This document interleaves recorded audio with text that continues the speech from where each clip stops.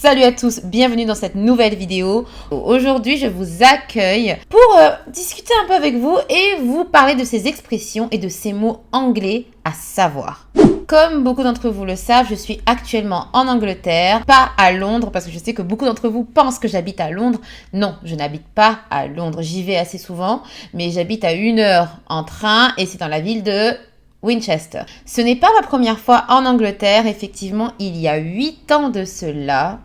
Quand j'avais 19 ans, je suis venue pour la première fois ici en Angleterre. Et je suis venue pour des raisons professionnelles. J'avais envie d'améliorer mon anglais parce que j'avais à l'époque des objectifs professionnels et je voulais absolument que mon anglais soit au top. Quand je suis arrivée, j'ai été très surprise par certaines expressions et certains mots qui pour moi voulaient dire autre chose, mais dans le contexte où c'était utilisé, avait une toute autre définition. Dans un premier temps, il faudrait faire la différence entre l'anglais américain et l'anglais britannique. C'est de l'anglais, c'est vrai, mais il y a des mots qui sont utilisés spécifiquement en Angleterre et d'autres mots qui sont utilisés aux États-Unis. Bon, ils se comprennent quand même lorsqu'ils discutent, mais il y a des mots quand même qu'il faut savoir. Sachez que moi, je vous dis tout cela parce que je veux vraiment vous aider, car je suis française, qui maintenant est bilingue en anglais, mais avant d'être bilingue, je suis passée par des étapes et qui étaient vraiment nécessaires.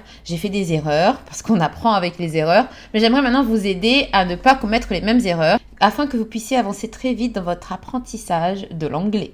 Donc, certains de ces mots sont des mots que nous avons appris à l'école. Pour être bilingue, le plus important avant d'apprendre tout ce qui est grammaire, conjugaison, etc., c'est d'apprendre le vocabulaire. Et lorsqu'on apprend le vocabulaire, on a beaucoup de mots qu'on connaît, les significations, mais maintenant, il faudrait savoir comment utiliser ces mots et dans quelle situation. On va commencer par cette expression.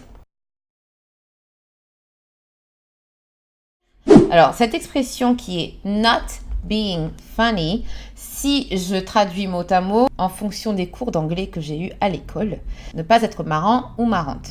Sauf qu'ici, en Angleterre, dans certains cas, lorsque l'on utilise cette expression, ça n'a pas du tout la même signification. Si je dis not being funny, c'est-à-dire je ne veux pas être désagréable, je ne veux pas être impoli. Je vais vous expliquer, je vais mettre dans le contexte. Par exemple, on va dire que quelqu'un a mis ses affaires sur mon bureau et que je veux lui dire bon, c'est pas que je veux être méchante avec toi ou c'est pas que j'ai envie d'être impolie, mais est-ce que tu peux enlever tes affaires de mon bureau? Je vais dire I'm not being funny. Can you remove all your stuff from my desk? Par exemple. Donc, vous avez vu que je ne suis pas en train de dire « Ah, je ne veux pas être marrante, mais enlève-moi tes affaires de mon bureau. » C'est pas du tout ça la signification. La signification est « Je ne veux pas être méchante, je ne veux pas paraître méchante, mais est-ce que tu peux, s'il te plaît, enlever tes affaires de là? » Voilà. I'm not being funny. Funny, donc funny, ça ne veut pas toujours dire marrant. On change de mot.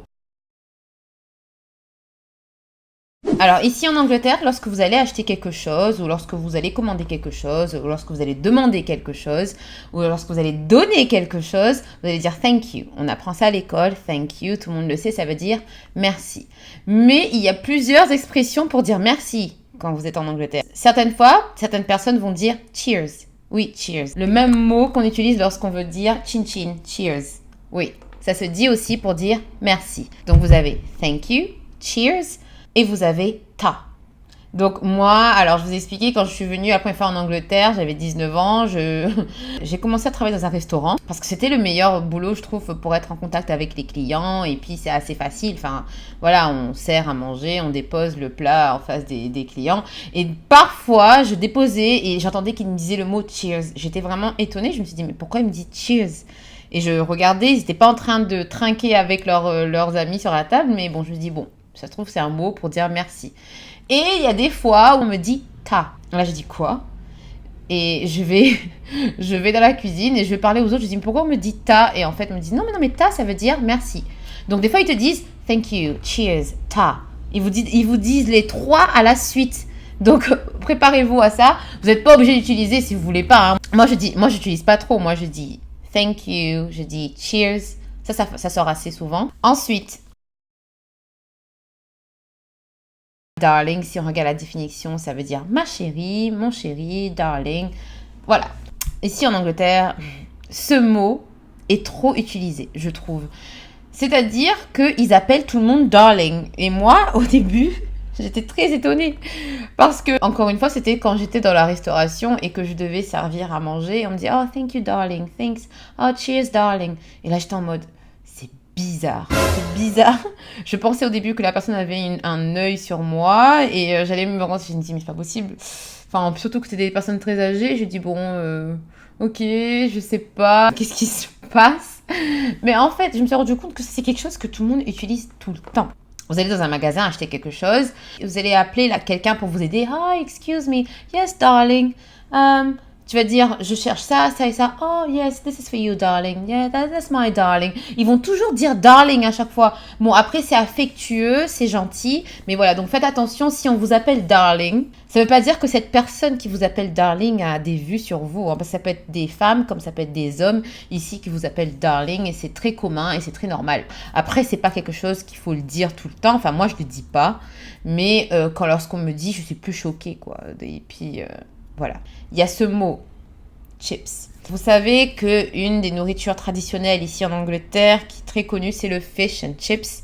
Donc, chips veut dire les frites. J'ai été très influencée par la culture américaine. Et aux États-Unis, ils disent pas chips pour les frites. Ils vont dire fries. Vous voyez? Mais ici, en Angleterre, on dit chips. Donc, chips, c'est les frites. Maintenant, si vous voulez manger des chips et que vous voulez commander des chips, vous voulez acheter des chips dans un supermarché, on dit crisps. Crisps. Alors, chips, c'est les frites et crisps, c'est les chips. Désolée, j'ai eu du mal. Bref, lift, ici, lift, c'est l'ascenseur. Aux États-Unis, ils vont pas dire lift, ils vont plus dire elevator. Mais on peut dire aussi à quelqu'un, si tu veux, je te dépose quelque part, je passe en voiture, tu veux que je te dépose, tu veux que je t'emmène? On dit à la personne, I can give you a lift. To give a lift, c'est-à-dire un peu comme l'ascenseur prend pour amener vers le haut ou vers le bas. Et là, ça va être la voiture qui va prendre pour aller d'un point A jusqu'à un point B. J'espère que vous avez compris. J'espère que vous comprenez ce que je vous dis. Si vous voulez, vous êtes dans un restaurant, à chaque fois je parle des restaurants, moi je dis ça, où vous êtes quelque part et vous cherchez les toilettes. Les toilettes. Alors ici, ça se dit clairement toilet.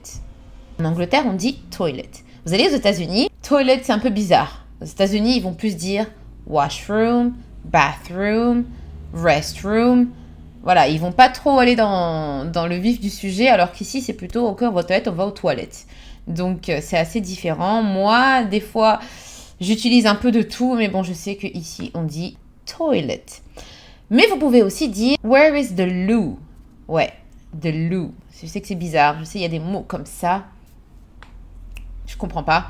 Mais oui, on peut dire soit toilet ou soit loo. Where's the loo? Where's the toilet? Ça veut dire la même chose. Un autre mot. Ah oui, maintenant quand on parle de toilette, il y a plusieurs manières de dire. Alors, je vais entrer dans... J'aime pas parler de ce genre de choses, mais je vais quand même parler parce que c'est aussi utile et c'est pour vous. Si vous voulez faire pipi. Ici, en Angleterre, on va dire plutôt I'm going to do the number one. Le numéro 1. Donc, le numéro 1, c'est pipi. Et le numéro 2, c'est... Voilà, j'ai pas envie de le dire. Mais le numéro 1, c'est pour faire pipi. Vous pouvez dire I'm going for a piss. A piss. Bon. Piss, pisser, voilà, enfin voilà, vous comprenez, for a piss. Ou bien, I'm going for a wee. Ouais, je sais que c'est bizarre, ouais, je sais pas, enfin voilà. En fait, il y a tellement de mots, il y a tellement d'expressions, je ne peux pas tout vous le dire maintenant d'un coup comme ça, mais ça, c'est les mots qu'on utilise assez souvent. Des fois, il y a des gens qui vont dire qu'ils sont fatigués. Fatigués, oui. Comment on dit qu'on est fatigué? Vous allez tous me dire tired. Tired, pas, et non pas tired ou tired. C'est tired. Pour dire le mot tired, ils utilisent souvent des mots comme shattered ou bien I'm knackered. C'est bizarre. Shattered, knackered, tired. Les trois veulent dire la même chose. En fait, je vous dis tout cela pas pour que vous utilisez ces mots. Vous pouvez les utiliser si vous voulez, mais c'est surtout pour vous aider à comprendre. Vous allez peut-être comprendre et puis se dire « Ah d'accord, je comprends ce qu'il dit » au lieu de se dire « Mais qu'est-ce qu'il raconte ?» Donc ça va vous aider un peu. La monnaie ici, c'est pas l'euro. Vous savez, en plus là, avec le Brexit, etc., je ne sais pas qu'est-ce qui va se passer. Mais bon, bref, c'est pas le sujet. Donc ici, la monnaie utilisée, c'est le livre sterling. 2 livres, on va dire 2 pounds, 3 pounds, 4 pounds, peu importe, 40 pounds. Donc on dit pounds. Mais parfois dans les conversations, les gens vont dire oui, ça, tu vas demander à quelqu'un, ah ça t'a coûté combien? Oh, it cost me like 3 quid. Quid. Je dis quid? C'est quoi quid? Et en fait, quid, c'est pounds aussi. Bon, après, c'est pas forcément formel, encore une fois. This is just 20 quid.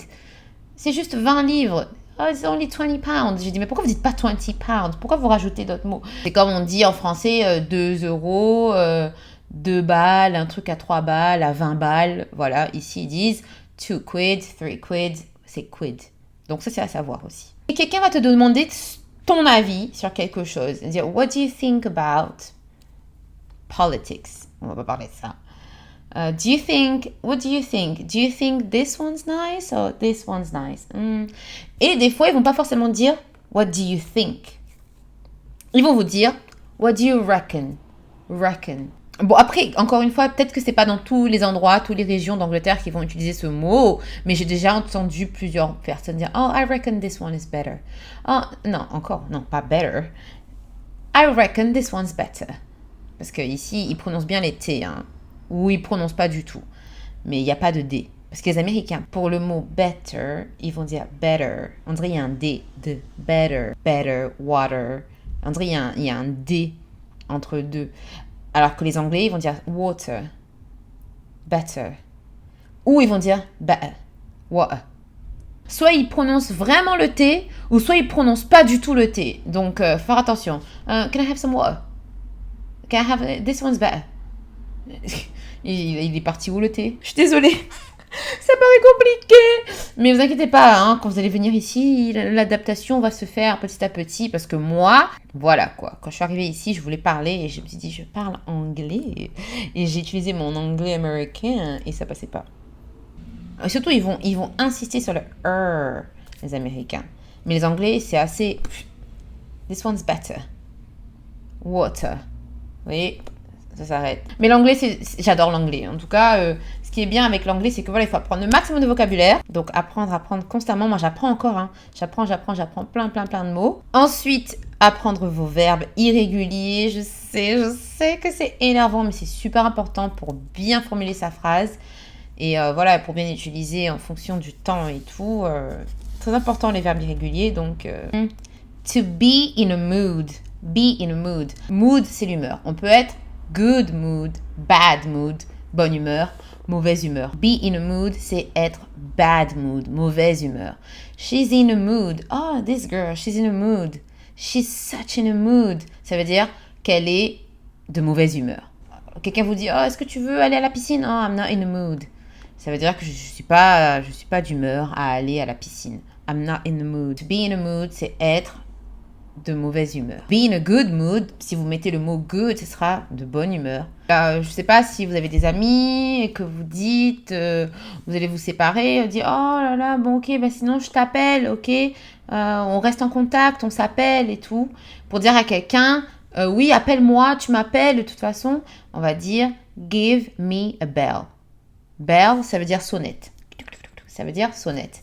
Belle. Mais donne-moi une sonnette, ça veut dire, si je traduis, ça veut dire donne-moi une sonnette, mais en fait, on ne veut pas dire donne-moi une sonnette. Ce qu'il veut dire, c'est appelle-moi. Ah oui, sinon il y a aussi le mot mental.